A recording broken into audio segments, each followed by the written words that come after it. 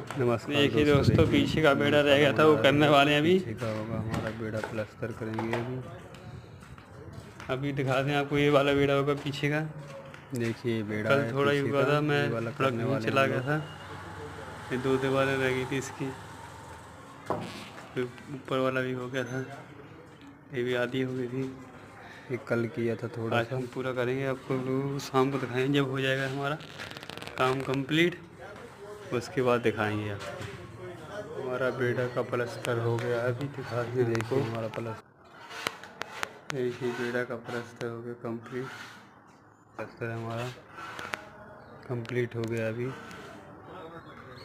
देखिए बेड़ा का प्लास्टर आज एक दिन में किया है।